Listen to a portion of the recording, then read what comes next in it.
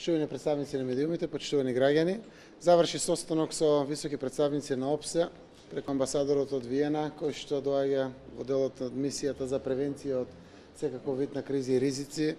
Знаете дека последните настани испратија до целиот свет, за жал, лоши пораки за тоа што се случува во Македонија. И нормално во едно мултиетничко општество ОПСЕ отвори иницијатива за да биде од помош на нашата земја. Ние одржавме состанок со нив и ги дадовме сите наши погледи во поглед на очекувањата, на случувањата во периодот што предстои пред нас како поука или извлечен заклучок од она што веќе се случи во Македонија. Јас верувам дека ОПСЕ може да биде од голема помош. Пред се еден дел од реформите кои што предстојат во Македонија се поврзани и со тоа да треба да превенираат секаков вид на кризи, меѓу другото и вакви кризи. Ке напоменам реформите во државните институции, во правосудството, реформите во тајните служби, во Министерството за внатрешни работи, па дори реформите во медиумите, сите може заедно да бидат од голема помош за стабилизација на земјата, функционирање на институциите и гаранција дека никогаш повеќе нема да се случат вакви настани. Социјалдемократскиот сојуз, како партија од парламентарното мнозинство, стои целосно на располагање и потврдивме барање и официјално од нас да се вклучи ОПСЕ и да помогне во сите идни процеси, се во функција да навистина што побрзо се убрзат процесите на стабилизација и нормализација на нашата земја. Повелете прашање. Дали ве повика во обвинението како оштетен во пособраниските наследства и дали знаете дали оние кои што директно ве нападнали и бидовте таму се приведени и пријавени? Малку повеќе сум посветен на политичките процеси овие денови, покрај болницата и лекарите, сите ние повредените. Не сме се уште повикани, барем не сум добил јас покана. Ако добили адвокатите, ќе ме известија, денеска имав и судско рочиште. Немат и тие добиена покана, немат ни колегите се уште добиена покана. Логично е да не повикат како оштетена страна, тоа е одлука на државниот јавен обвинител, или обвинителот кој што го води случајот, веројатно таму. Истовремено, не сум нешто посебно посветен да ги препознам и да ги видам напаѓачите, заради тоа што голем дел вие медиумите тоа и го направивте. Тоа беше толку видливо, толку јасно, толку со видеа, со слики пуштено во јавноста. Многу е важно да институциите кои што треба да го процесуираат правно целиот овој процес направат вистинско препознавање, да не се случи да одговара некој што не треба да одговара, а секако треба да си понесе одговорност секој што треба да одговара. Тоа е многу важно. Јас не сакам на никаков начин да влијаем на истрагата, на она што следува како процес, но едно знам, додека дишам, ќе се борам за враќање на правото и правната држава и законот мора еднакво да важи за сите во Македонија. Кога очекувате да го Иванов да го додели мандатот? Кога очекувате? Се зависи од претходните процеси. Првиот претходен процес е веројатно писмото кое ќе биде евидентирано во архивите на господинот Иванов. Јас од Оливер Спасовски, кој што ја координираше нашата пратеничка група, комуницира со новиот претседател на собранието, сум информиран дека вчера од архива излезено писмото. Не знам дали денеска примено во архивата на господинот Иванов. Ако е примено, веројатно од тој момент почнува да течат 10 години. Уште еднаш сакаме и преку вас медиумите, покрај решавањето на првата причина, правниот аспект со 10 дена, јас сум подготвен да го посетам господинот Иванов, ќе разговарам и со коалиционите партнери и лидерите, ако сака да ме придружуваат и тие заедно да одиме уште еднаш, да ја гарантирам унитарноста, уставноста, мултиетничноста, НАТО и Европската унија, перспективите на државата, сето она која што евентуално ако представува загриженост, грижа на господинот Иванов, уште еднаш да го гарантираме и да го потврдиме, се во функција на час поскоро да се додели мандатот, а исто така од наша страна за час поскоро не потребно да ги користиме 20 дена, туку колку што може помалку да излеземе пред парламентот со предлог за новиот владин кабинет. Која ќе биде новата влада? Постојат можности до крајот на месецот да биде изберена владата согласно роковите, но зависи од одлуката на господинот Иванов дали ќе го даде мандатот, зависи од техничката можност веројатно на собранието, дали таму е се функционално, од системите, од можности за пратениците да работат како што треба, но верувам дека се стига и не заради нас како луѓе кои што ќе го добијат мандатот, туку заради граѓаните треба да направиме ден побрзо колку што е тоа можно, да се избере нова влада, заради тоа што од тоа зависи нормализацијата на институциите на Република Македонија. Дали очекувате нови обструкции, а можеби и насилство при образложување на вашиот предлог пред парламентот за новиот состав на владата?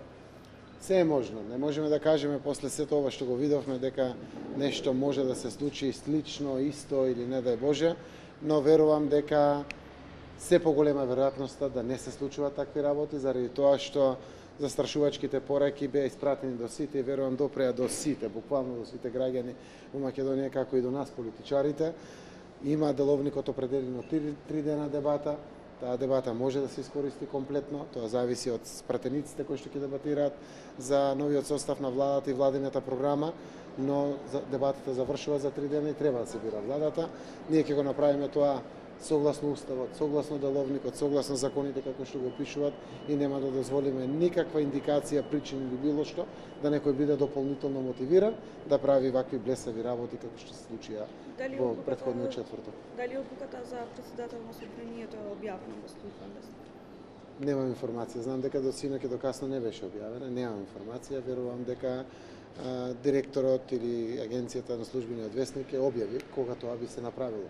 Знам дека генерално се подготвени сите работи што треба, знам дека собраниските служби му асистираат целосно на новиот председател, знам дека печатите се обезбедени, записниците се обезбедени, сето она што е неопходно за една институција да може да постепи да објави во службен вестник. Дали ќе планирате тужби против дел од насилниците за кои дел од вашите сопартици јавно кажаа дека ги препознаваат кои се?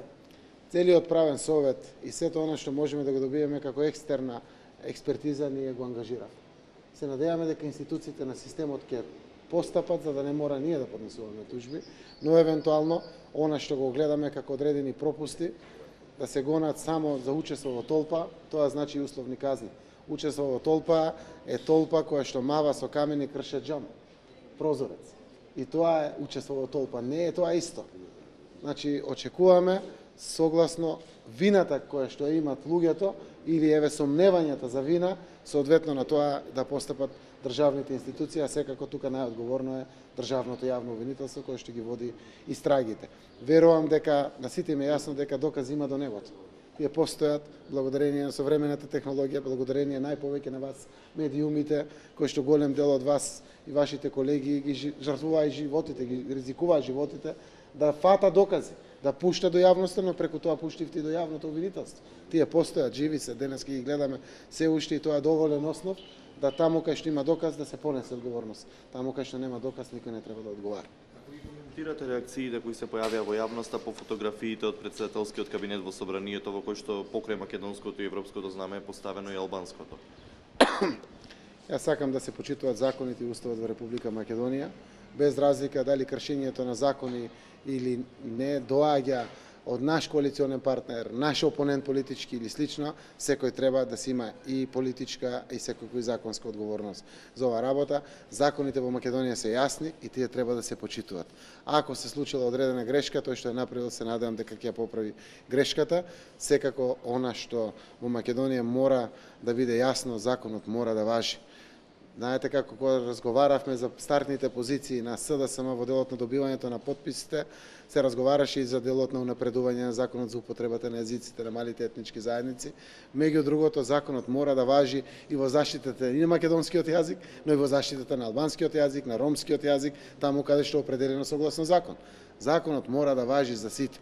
И треба сите наши политички предрасуди, сите наши политички очекувања, не знам ли какви или не стратегии и преокупации да ги ставиме од секундарно и терцијално значење да бидат, мораме да ги испратиме конечно пораката дека уставот и законот не може повеќе да се газат во Македонија и при тоа да се покажува како патриотски чин. Без разлика дали се тоа од македонците, од албанците, од ромите, турците, србите или било кој. Ние сме мултиетничка земја, таква ќе останеме и мора да водиме грижа сите за неа. Александар Битовски, Центар за истражување. Неколку пати до сега ги користите странските представници во Македонија како изговор да не да ги одложите рочиштата за случајот подкуп. Дали денешното одложување поради сослушувањето со ОПСЕ е истата ситуација? Кажете ми вие, оценете и вие, нека оцени македонската јавност. Важно е да договориме стратегија за превенирање од меѓуетнички конфликт, меѓуполитички конфликт или не, или откажувањето на оваа моја средба денеска за висок представник кој што доаѓа од Виена, каде што е седиштето на ОПСЕ со председавањето во моментот за оваа работа. Јас сум секој пат пред судот и не бегам од судот. Доказите кои што ги имам за мојата невиност се јасни и децидни. Немаме зошто да бегаме од судот. Ние дојдовме за да го покажеме нашето почитување пред судот, подготвени со сите адвокати, комплетно. Апсолутно судот одлучува за таа работа. Ако судот одлучише да не го одложи рочиштето, јас останувам тука во салата. Значи нема бегање од таа работа. Гледате дека денеска со мене е Радмила Шекеринска, мојот заменик, кој што веднаш ќе ме замени и на оваа работа. Но сепак беше важно моето присуство заради тоа што навистина сум потенцијален мандатор кој што се очекува да ја води идната влада и разговорот со мене од според пријателите кои што доаѓаат од меѓународната заедница важен за да ги дефинираме важните процеси во иднина кои што ќе имаат сериозна рефлексија врз сите во општеството. Очекувате ли да биде разрешен Чавков и ваш став за новиот раководител на кризниот оперативен штаб? Јас не знам кој е новиот раководител на кризниот штаб. Верувам дека таму професионалците ќе се ја преземат работата што ја работат. Јас го фокусирав без било какви предрасуди како еден од виновниците господин Чавков. Бев сведок на оваа работа, почнавме со пресконференцијата и влегувањето некаде пред 7 часот или 19 часот. Полицијата влезе сигурно после 21:30. Значи, повеќе од 2,5 часа ние бевме овде исправени без било каква полициска заштита, освен неколку во цивилно облека луѓе кои што беа тука околу нас за да се обидат да не заштитат нас и нашите животи. Значи, не само што е директор на Бирото за јавна безбедност, тој беше шеф на штабот за заштита на собранието и пратениците. Одговорноста е директна. И зошто, не знам, чека некој да предложи негово разрешување или влада да одлучи. Треба да се даде оставка и да замине веднаш. Јас најавувам, идната влада ќе демонстрира одговорност како никогаш досега. Одговорност мора да има во Македонија. Досега тоа беше заборавено. Никој за ништо не носеше дури ни морална одговорност. Мораме да испраќаме пораките на одговорност пред нашите деца, пред идните генерации и во тоа име нема да се либам и еве, ако неговата совест не проработила, јас го повикувам да се ја поднесе веднаш оставката и да замине од позициите кои што ги има во МВР. Дали сте видели информација о наводно пронаđеном оружје у Србија и ваш коментар на тоа? Сте ли видели? Не знам за што се работи. Пронајдено оружје во Србија? Да. Наводно je Vojno-bezbednosna agencija pronašla oružje koje je na putu bilo za Makedoniju. Немам такви информации, се извинувам.